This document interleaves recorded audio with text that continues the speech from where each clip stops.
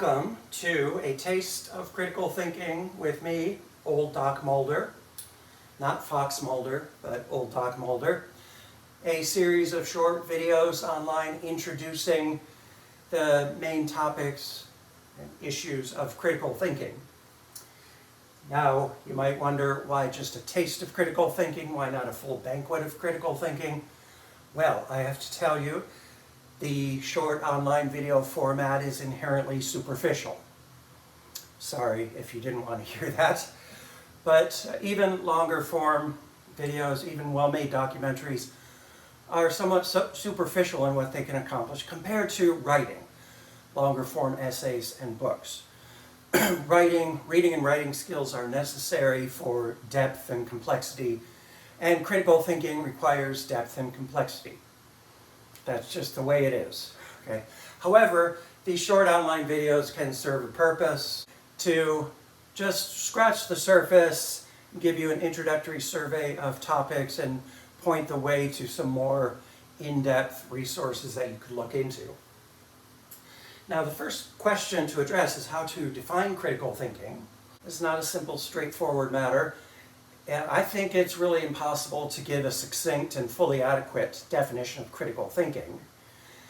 I suggest that you look at a fantastic online source, the Stanford Encyclopedia of Philosophy, available for free at Plato.stanford.edu, and look up the entry on critical thinking, and there's a section surveying various attempts to give a definition of critical thinking, and they're all excellent from scholarly sources, and they all are getting at the same general conception, but it's hard to pin down very briefly and concisely. I think it's hard to define critical thinking for the same reason it's hard to give a succinct definition of physical health.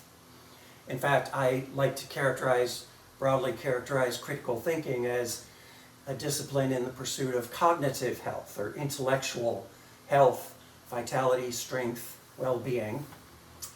And so it exhibits several interesting parallels with the pursuit of mental health or physical health. Some people might even add in here spiritual health. But these are all important components of a good life, being a well-developed person. Physical health, mental health, spiritual health, and development, and cognitive health. Critical thinking is a discipline in pursuit of cognitive health.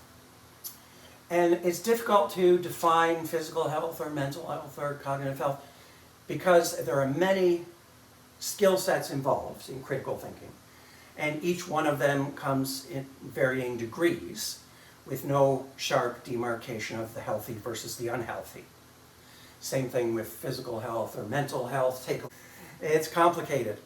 But we will run through some of these central, crucial skill sets for critical thinking. And in coming videos, we'll go through initial ideas of how to assess better versus worse, healthier versus unhealthy critical thinking cognitive habits. I'll start with, first of all, traditional IQ testing. That is part of it. But there's a lot more to critical thinking than just IQ. Traditional IQ testing was very narrow, very limited, and controversial for a number of reasons right from the very beginning.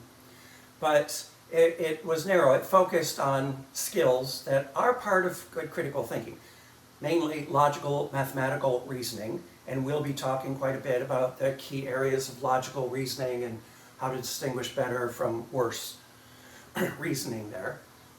And IQ tests also dealt a lot with verbal linguistic reasoning or thinking. And we will deal with language throughout. It's unavoidable, the complexities of language and trying to be more sophisticated and clearer in language. But there's a lot more to critical thinking. Instead of referring to that narrower concept of intelligence as it's been defined in 20th century and 21st century IQ testing, I prefer broader terms such as rationality. The pursuit of rationality is a more expansive concept that fits better with the goal of critical thinking. And I recommend, if you want to look into it, the research of Keith Stanovich at University of Toronto. His team are trying to develop new testing protocols for what they call your rationality quotient, or RQ, and claim this will be much more relevant to assessing a person's overall intellectual well-being than traditional IQ. So rationality, and I'm not, there are complexities involved in defining rationality, but for critical thinking, the main concern is just trying to steer clear of the most common forms of irrationality that get us into trouble. Another broader concept that's useful here is the concept of wisdom.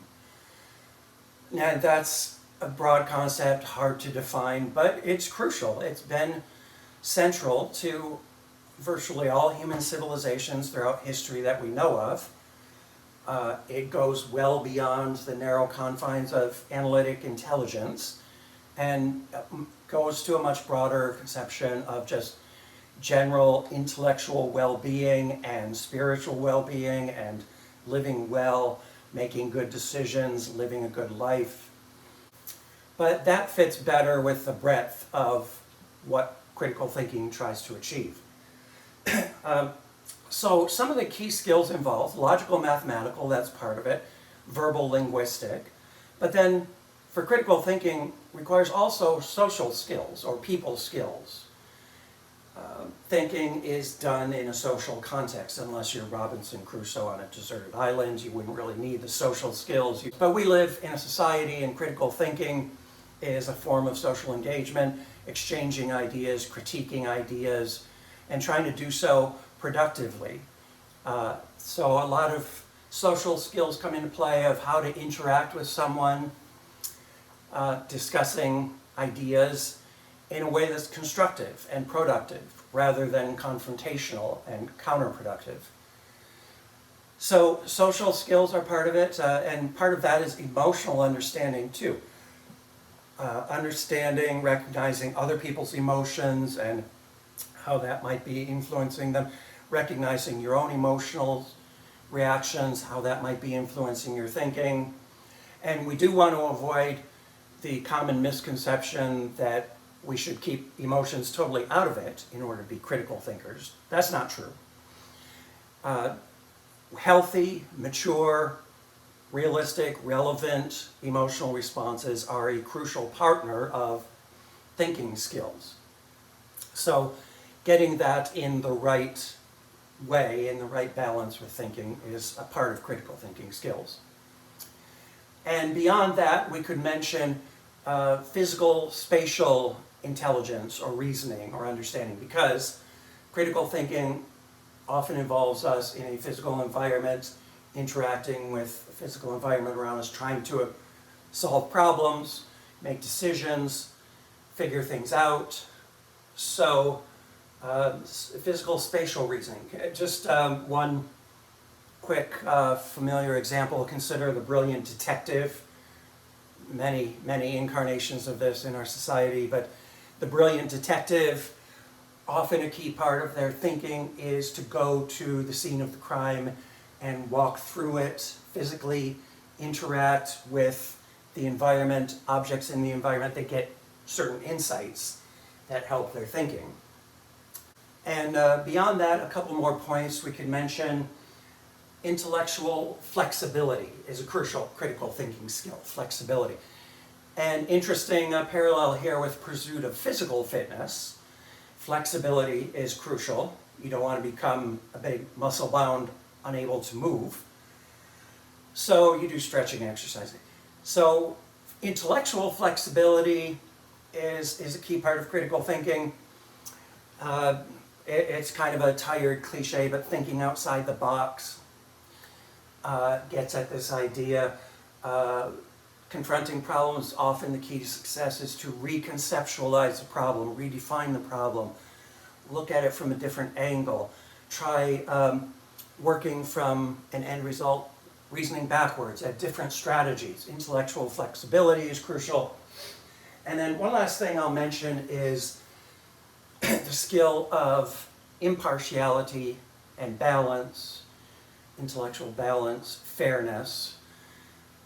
This is difficult for a lot of people, but it's a skill one has to develop to be a good critical thinker, of balance, appropriate weighing up of relevant factors, avoiding one-sided thinking. So there's a quick survey of some of the key skills that come into play with critical thinking. In the next episode, I'll talk about some of the central values of critical thinking, what a critical thinker needs to care about and pursue. So that's it for the first episode. Thanks for listening. Adios, adieu, arrivederci. I'll see you next time.